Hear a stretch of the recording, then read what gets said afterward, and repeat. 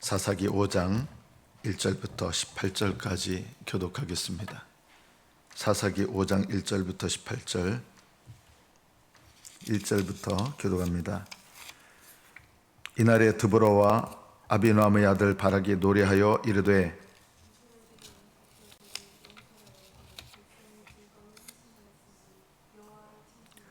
너희 왕들아 들으라, 통치자들아 귀를 기울이라. 나 곧 내가 여호와를 노래할 것이요 이스라엘의 하나님 여호와를 찬송하리로다.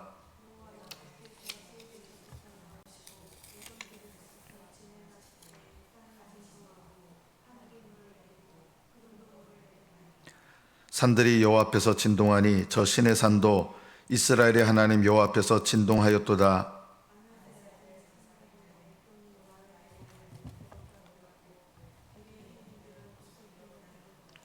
이스라엘에는 마을 사람들이 그쳤으니 나 드보라가 일어나 이스라엘의 어머니가 되기까지 그쳤도다.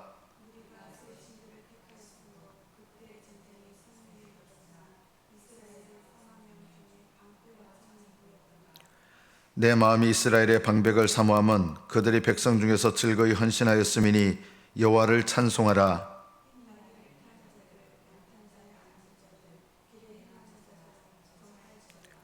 활 쏘는 자들의 소리로부터 멀리 떨어진 물 깃는 곳에서도 여호와의 공의로우신 일을 전하라. 이스라엘에서 마을 사람들을 위한 의로우신 일을 노래하라. 그때 여호와의 백성이 성문에 내려갔도다.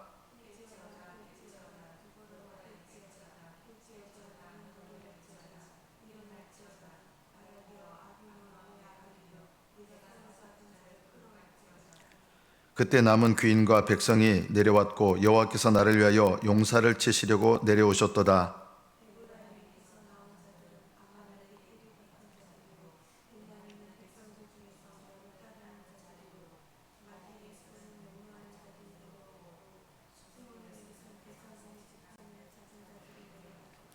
이사갈의 방백들이 드보라와 함께하니 이사갈과 같이 바락도 그의 뒤를 따라 골짜기로 달려 내려가니 루벤 시내가에서 큰 결심이 있었도다.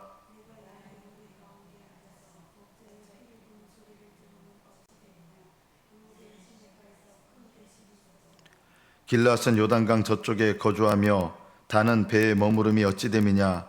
아셀은 해변에 앉으며 자기 항만에 거주하도다.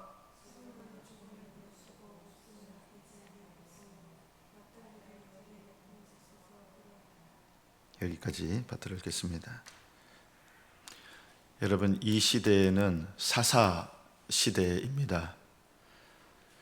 사사하고 왕하고 비슷할 거라고 생각하지만 굉장히 다릅니다. 왕정 시대는 왕이 명령하면 그 왕의 명령을 따라서 무조건 따르는 그런 시대라고 할 수 있습니다. 이 사사 시대는 왕이 명령한 것처럼 명령하는 그런 시대가 아니라 이 사사들이 왕하고 무슨 차이점이 있느냐. 이 당시에는 이스라엘이 12지파가 있습니다. 왕정 시대에는 이 12지파 각 지파의 족장들의 의견이 그렇게 중요하지 않습니다. 그러나 사사 시대는 각 지파들이 지파들의 족장이 이제 결정하는 게 굉장히 영향력을 미치는 시대입니다. 그래서 이제 세계사적으로 또 역사적으로 보면 사사 시대는 왕정이 있기 전에, 사사가 있기는 하지만 아직 그렇게 어떤 명령이나 체계나 이런 것들이 왕정 때만큼 강할 수가 없는 시대였습니다. 이런 시대에 이스라엘의 사사로 하나님께서 누구를 세우셨냐면 여선지자 드보라를 세운 것입니다. 요즘이야 우리나라도 이제 여자 대통령이 있고 하지만 여러분, 얼마 전까지만 해도 여자 대통령, 여자 지도자 이런 것은 우리나라도 몇십 년 전까지만 해도 생각할 수 없던 시대입니다. 물론 드물게 신라시대 때 선덕여왕이 있었고 있었지만 여성이 지도자가 된다, 이런 것을 생각하지 못하던 시대였습니다. 우리나라도. 근데 이 시대, 사사 시대에 여선지자 드보라가 사사가 됐습니다. 그리고 가나안 왕 야빈과 전쟁하게 하시는 하나님의 뜻이 여선지자 드보라를 통해서 나타납니다. 자, 하나님께서 함께 하셔서 승리했습니다.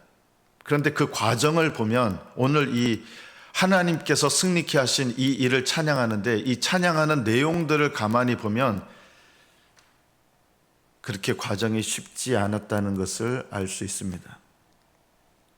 왜 바락이라고 하는 분은 하나님께 순종하여 전쟁하는데도 왜 여러 가지로 주저되는 일이 있었을까요?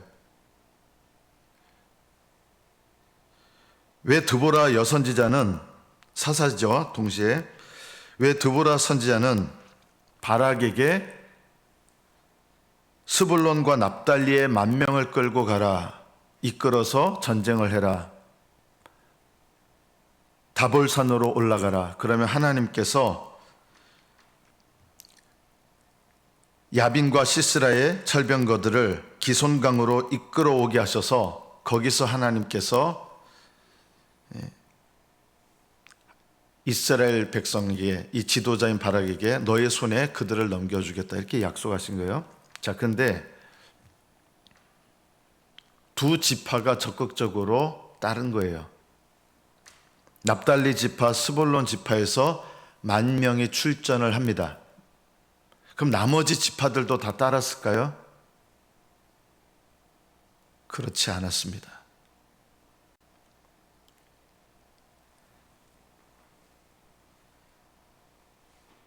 대표적인 지파가 어디였냐면 루벤 지파입니다.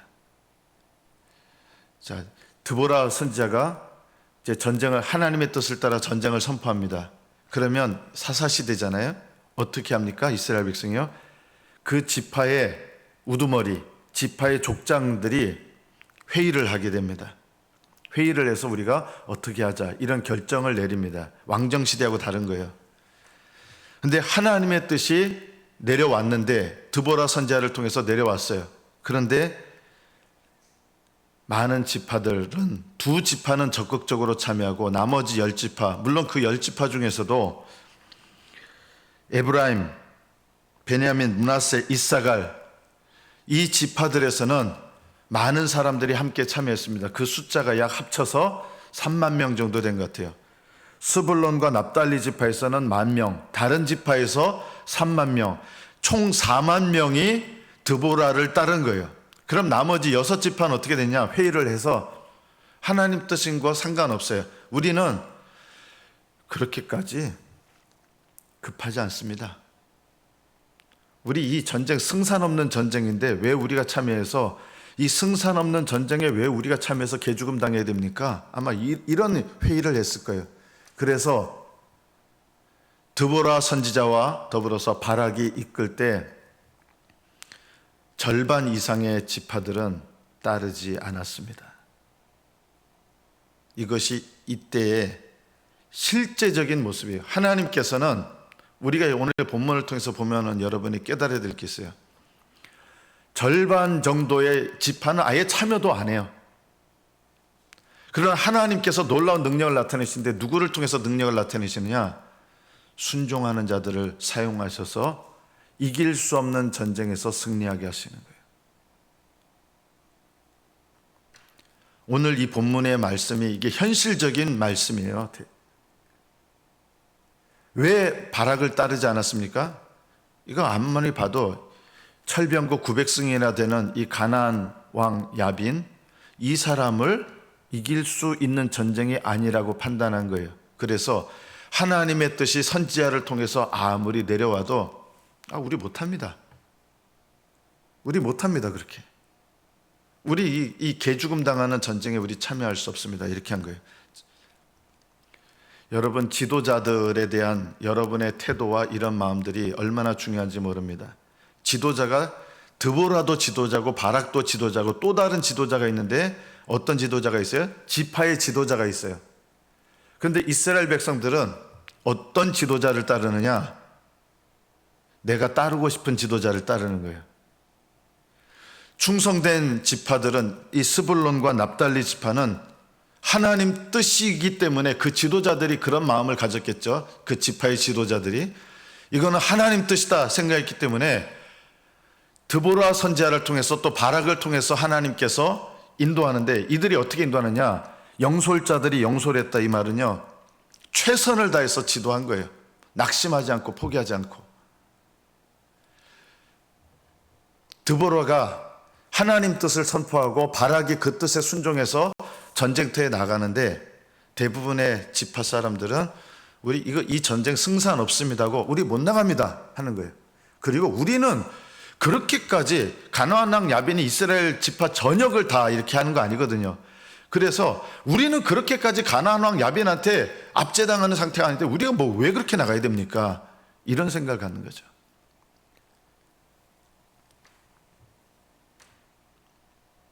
그래서 그들은 하나님의 뜻을 선포하는 지도자를 따르는 게 아니라 자기들의 뜻에 맞는 지도자를 따르는 거예요. 이게 지도자를 따르는 것 같은데 불순종하는 것입니다. 여러분은 어떤 지도자를 따릅니까? 많은 분들이 오해를 합니다. 여러분, 지도자들이 항상 옳은 건 아니에요. 어제 윤석열 대통령 다시 구속됐잖아요. 예전에 계엄 선포하시고 하셨는데 그거 올바른 게 아니죠. 잘못된 거였죠. 대통령이라고 해서 계엄을 함부로 선포하고 자기 마음대로 할 수 있는 게 아니에요. 거기에 동조하신 분들도 참 많아요. 그거 잘못된 거예요. 지도자를 무조건 따라야 됩니까? 아닙니다. 그러면 지도자가 잘못됐으면 내 마음대로 해야 됩니까? 그것도 아닙니다. 그럼 하나님께서는 우리가 어떻게 하기를 원하십니까? 이것을 기억하십시오. 지도자들을 통하여 주시는 하나님의 뜻을 따르십시오. 꼭 기억하세요. 지도자들을 통해서 주시는 하나님 뜻을 따르세요. 이것이 하나님 뜻이에요. 무슨 말이냐면, 우리는 지도자들이 하나님 뜻대로 하지 않습니다, 이렇게 생각하면 어떻게 하는지 아십니까? 대부분 이렇게 해요. 지도자들이 하나님 뜻을 따르지 않으니까 나는 따를 수 없고 내 마음대로 하겠습니다 하고 내 뜻대로 해요. 그래서 뭘 무시하는지 아십니까? 하나님 뜻을 따른다는 명목으로 하나님 세우신 질서조차도 무너뜨리거나 무시하게 되는 일들이 비일비재한 거예요. 이것도 역시 하나님의 뜻을 어기는 겁니다. 지도자들이 하나님의 뜻과 상관없이 자기 뜻을 행하는 것, 자기 마음대로 행하는 것, 이거는 하나님께서 주신 권세가 아니에요. 남용하는 거죠. 하나님은 그런 권세를 주신 적이 없습니다. 지도자들이 하나님의 뜻을 따르지 않으면서 그 권세를 행하는 것은 권세를 남용하는 거예요. 자, 그런데 그것만큼이나 나쁜 것이 뭐냐? 나를 인도하는 지도자가 하나님의 뜻을 따르지 않으니까 나는 그 뜻을 따를 수 없습니다 하고 그 하나님 세우신 질서조차도 무너져 버리게 만들고 무시해 버리는 거예요. 이것도 똑같이 하나님 보시기에 불순종이라는 거 알아야 됩니다. 그럼 어떻게 됩니까? 이것을 기억하라는 거예요. 하나님 지도자들을 통하여 주시는 하나님의 뜻을 따르라. 그럼 지도자들이 하나님의 뜻을 따르지 않을 때는 어떻게 합니까? 그럴 때는요, 그 질서를 무시하지 않으면서도 그 지도에 따르면은 안 되는 겁니다. 그러나 그 지도를 따르지 않지만 그 질서 자체를 무시하거나 그 질서 자체를 가볍게 여겨서는 안 됩니다. 우리는 지도자가 하나님 뜻을 따르지 않는다 그러면 항상 하는 게 있어요. 그게 또 사사기의 역사예요. 자기 소견에 옳은 대로 행하였더라. 이게 사사기의 주제입니다. 지도자들이 하나님 뜻을 따르지 않으니까 나는 내가 옳은 대로 하겠습니다. 이게 자기 소견에 옳은 대로 행하는 거예요. 내 뜻대로 하는 것입니다. 지도자들도 자기 뜻대로 하고 지도자들을 따르지 않는 사람도 자기 뜻대로 하면서 나는 내가 이게 옳다고 생각합니다. 정말 옳다고 여기면 하나님께서 하시는 일이 있어요. 하나님은 세우신 질서를 무시하지 않으면서 하나님 뜻을 따르게 하신다. 이것을 항상 기억하십시오. 그러면 어떻게 분별합니까? 하나님을 경외하는 마음이 있어야 올바르게 분별할 수 있습니다.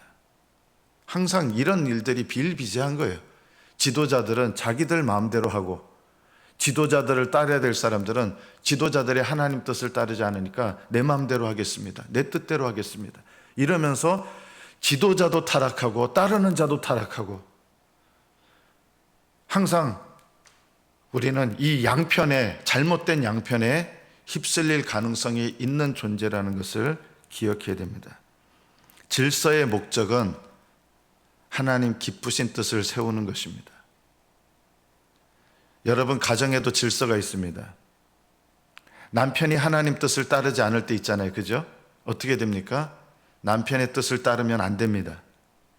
그러나 기억해야 될 것이 있습니다. 가정의 질서를 주신 하나님을 무시해서도 안 됩니다. 남편의 뜻을 따른다는 명목으로 그게 좋으니까 나한테 남편 뜻을 따른다면서 하나님 뜻을 무시하는 것, 이건 둘 다 하나님 뜻을 무시하는 거예요. 이거는 질서의 목적을 벗어나는 거예요. 그럼 어떻게 됩니까? 항상 이것을 기억해야 됩니다. 만약에 나의 윗질서가 하나님의 뜻을 거스리거나 한다 그러면 그 뜻을 따르지 않아야 되지만, 그러나 그 질서를 무시해서 내 소견에 옳은 대로 행하려 해서는 안 됩니다. 그래서 하나님은 하나님 뜻을 따르지 않게 하실 때가 있어요. 하나님 뜻이어서 내가 잘못된 지도자를 따르지 않게 하시지만, 그럴 땐 어떻게 하시느냐? 겸손한 마음으로 불복종하게 하십니다. 그리고 그 질서를 따르게 하십니다. 여러분이 겸손한 마음으로 질서를 존중하는지 어떻게 아십니까? 알 수 있습니까?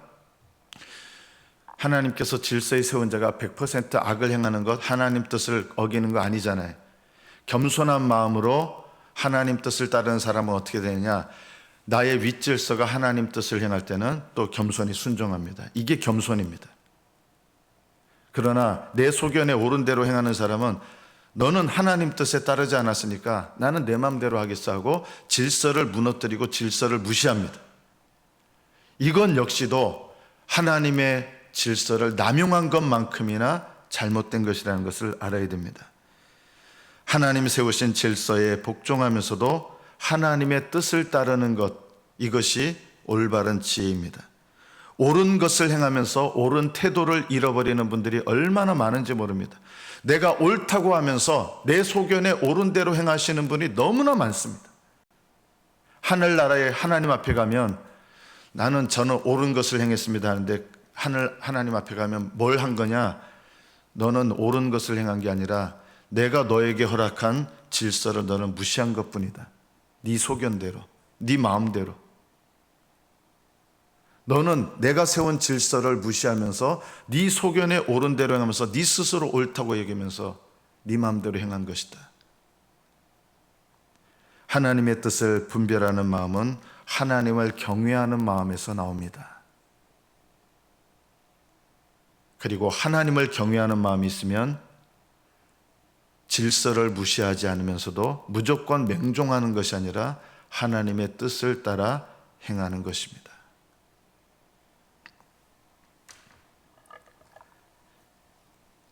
드보라와 바락이 이끌어갈 때 스불론과 납달리는 적극적으로 순종했습니다. 그래서 오늘 이 내용에 보면 스불론과 납달리를 칭찬하는 내용이에요. 하나님께서 칭찬하시는 거죠.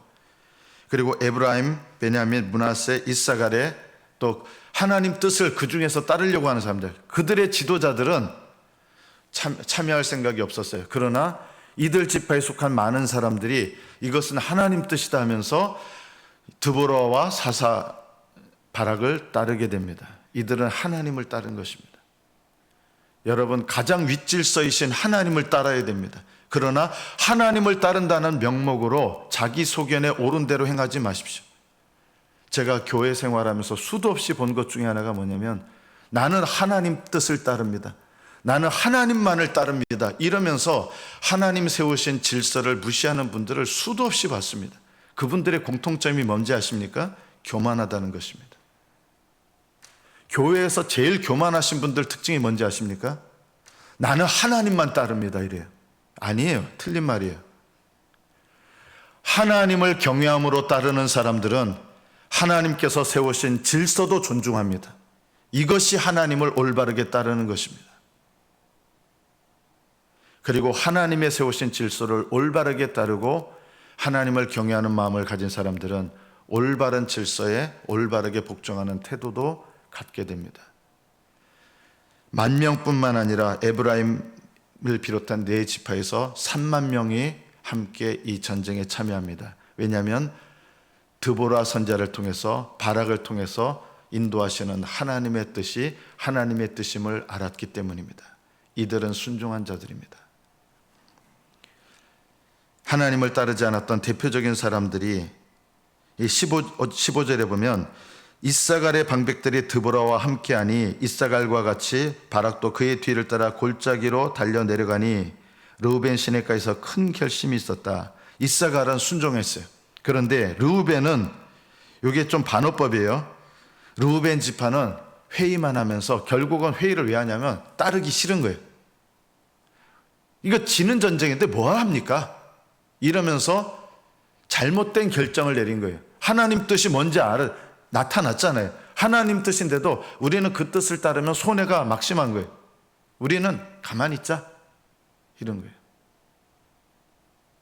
르우벤, 다른 지파들 이 전쟁에 참여하지 않습니다. 르우벤 지파에게 큰 결심이 있었도다. 무슨 얘기냐면 이게 좀 반어법인데 탁상공론만 한다는 거예요. 하나님 뜻을 따르려는 생각은 없고 자기들 소견에 옳은 대로 뜻을 모은 거. 여러분, 이런 것도 집단적으로 하나님의 뜻을 거스리는 것입니다. 민주주의죠. 우리 어떻게 할까요? 하나님 뜻이 분명한데 민주주의로 결정하니까 우리는 참여하지 맙시다. 이게 집단적으로 하나님을 거스리는 것입니다. 말씀을 맺습니다. 하나님은 전능하시지만 순종하는 자들을 통하여 일하십니다. 그들의 능력 때문에 일하신 게 아니에요. 순종하는 자들과 함께 하셔서 그들을 통하여 이기게 하시고, 하나님이 이기게 하신 거예요. 하나님께서 갑자기 범람하게 하면서 이 야빈 왕을 물리치게 하시고 시스라를 물리치셨어요. 그들의 능력 때문이 아니에요. 그러나 하나님께서 이기게 하신 그 공로를 누구한테 돌립니까? 오늘 이 찬양의 내용에 보면 스불론과 납달리를 칭찬하는 내용이 나옵니다. 이게 무슨 뜻인지 아세요? 하나님께서 마지막 때에 하나님께서 순종하는 자들을 통하여 행하신 일, 그것에 대해서 하늘나라에서 칭찬하실 때가 온다는 것입니다. 하나님께서 하신 일인데 그 공로를 마지막 때 누구한테 주시는지 아세요? 하나님께 순종하여 감당한 자들에게 하나님이 하셨는데도 그들이 한 일로 여겨주시는 거예요. 왜요? 믿음으로 참여했기 때문에.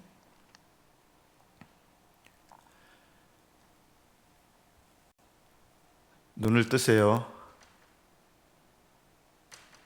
이것이 여러분의 인생에 정말 중요한 부분이에요.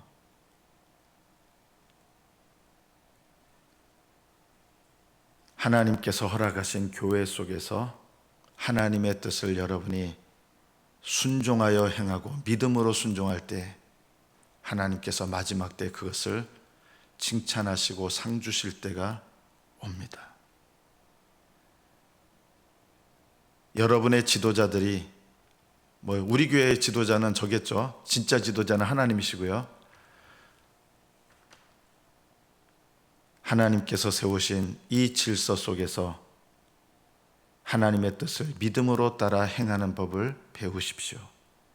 이것이 여러분이 하나님의 뜻을 쫓아 행하는 지혜의 비결입니다. 그리고 우리 교회 안에서 하나님께서 여러분에게 맡기신 일에 믿음으로, 겸손함으로 참여하십시오. 저는 지금 이제 어제 구속되셨지만 이제 새로운 대통령이 되셨죠. 대통령을 위해서 저도 기도해야 될 책임이 있고 국민으로서 기도해야 될 책임이 있습니다. 각 사람이 어떻게 행했는지 하나님 앞에 서게 될 때가 올 것입니다. 여러분, 부모님이 부족해도 효자가 날 수 있습니다. 부모가 훌륭해서 난 효자보다 부모가 부족한데도 효자가 난다면 그 효자는 더 칭찬을 받아야 마땅합니다. 여러분, 좋은 교회에서, 모든 것이 갖춰진 좋은 교회에서 재밌게 섬기는 거 좋은 일입니다. 그러나 더 귀한 것이 뭔지 압니까? 하나님께서 자기 몸된 교회에, 어렵지만 그 교회에서 교회를 위해서 하나님 뜻대로 올바르게 기도하고 그 교회 질서 속에서 여러분 순종하시고, 여러분 꼭 기억하세요. 질서 속에서 순종하는 것을 배우는 것이 하나님 뜻을 따르는 겁니다. 우리가 영적 교만에 빠지는 가장 큰 이유 중에 하나가 하나님 뜻을 따른다면서 내 소견에 옳은 대로 행하고, 저는 여러분들이 이런 말을 하지 않게 되기를 바랍니다. 저는 사람을 따르지 않고 하나님만 따릅니다. 어제 윤 전 대통령도 나는 사람에게 복종하지 않습니다 그랬잖아요. 근데 감옥에 가셨어요. 아마 더 오래 살게 되실 겁니다. 대통령의 직분도 하나님의 뜻을 위하여 주신 직분이지 그 사람을 위하여 주신 직분은 없습니다. 여러분이든 저든 하나님께서 주신 모든 직분의 목적은 하나님 뜻입니다. 질서의 목적은 하나님 뜻입니다. 하나님은 그 사람을 위해서 직분을 주시지 않았습니다. 여러분이 받은 직분은 여러분의 게 아닙니다. 여러분의 거라면 하늘나라에서도 여러분의 것이어야 되겠죠. 그거 여러분 거 아니에요. 모든 직분은, 모든 질서는 하나님의 것이고, 그 질서를 내가 어떻게, 어떤 마음으로 감당했느냐가 내가 하나님 앞에서 얻게 될 그것이 내 거가 되는 겁니다. 그 내 것이 되는 것을 얻으려면 이 땅의 질서 속에서 여러분 지혜롭게 행하십시오.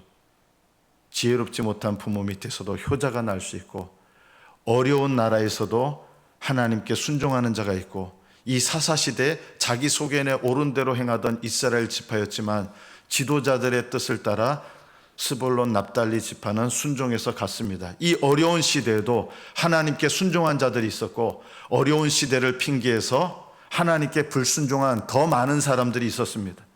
결국은 적극적으로 10,000명이 순종했고 30,000명은 그래도 하나님의 뜻을 따르는 사람들이 40,000명이었습니다. 총 30,000명 합쳐서 그 40,000명은 하나님의 뜻을 따랐습니다. 이 어려운 시대에, 이 혼란한 시대에 하나님의 뜻을 좇아 행한 사람은 40,000명이었고 나머지 사람들은 자기 소견에 오른 대로, 자기 마음대로 행했던 것입니다. 여러분의 삶 속에서 하나님 경외하는 마음으로 하나님의 뜻을 따르시고, 하나님의 뜻을 따르시되 하나님 세우신 질서 속에서 지혜롭게 따르시는 저와 여러분 되시기를 축복합니다. 기도하겠습니다.